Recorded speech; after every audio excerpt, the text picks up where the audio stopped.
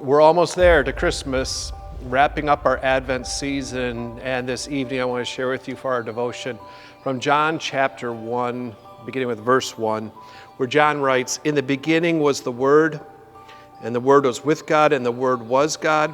He was in the beginning."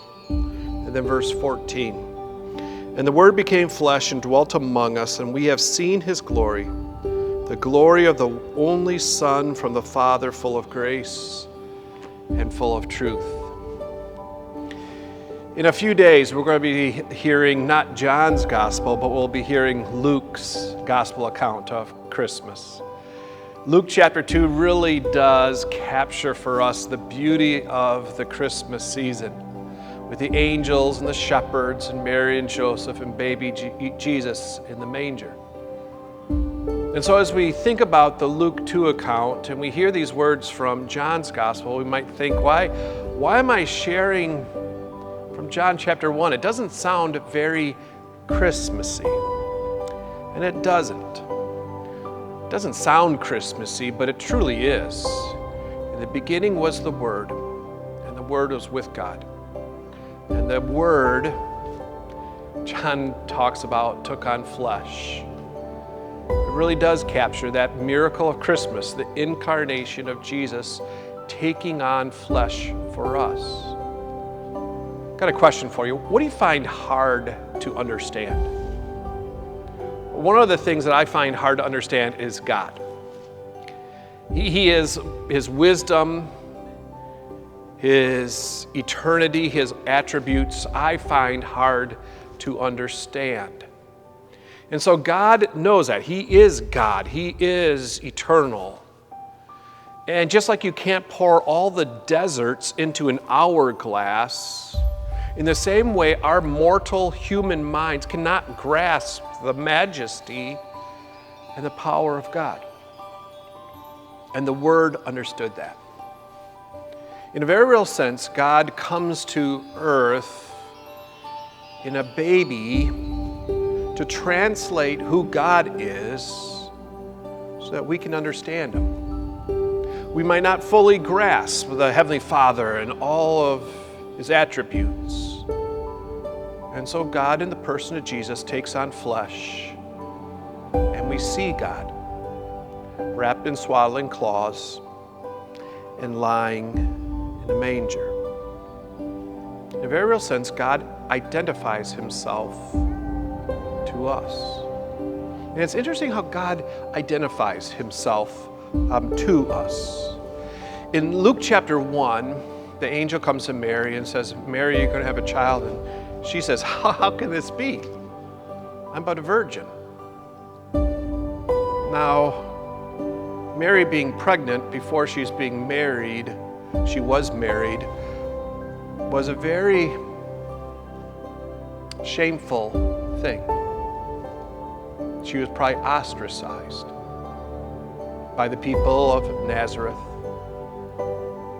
And so Jesus comes to us. He identifies with us because He was ostracized.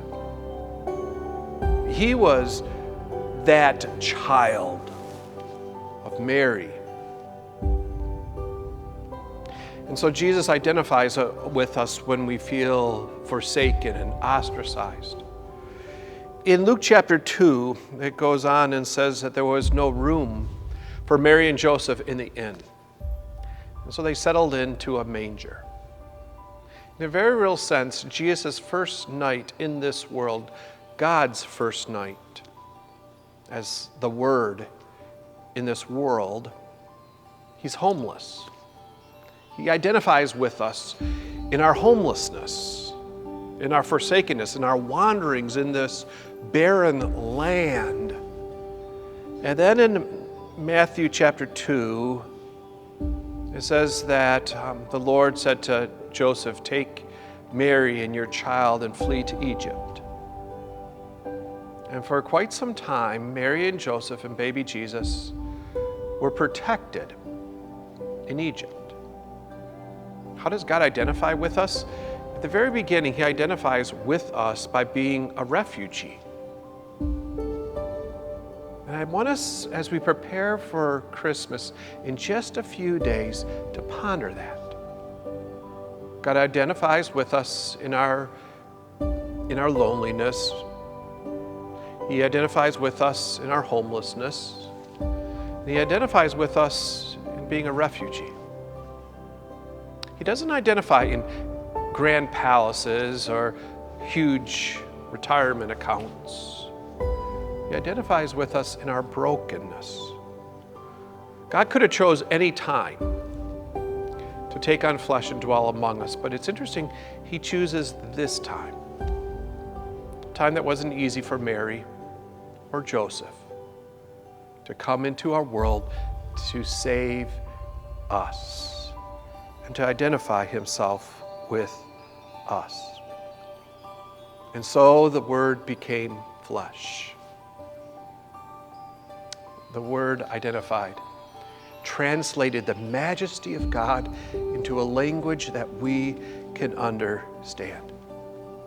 I hope that this weekend you gather with brothers and sisters who know that the Word became flesh and dwelt among us, and that you celebrate Jesus with your brothers and your sisters in the Christian faith, and that you know that God became a baby so that we could understand Him, draw near to Him, and hear how much He loves us.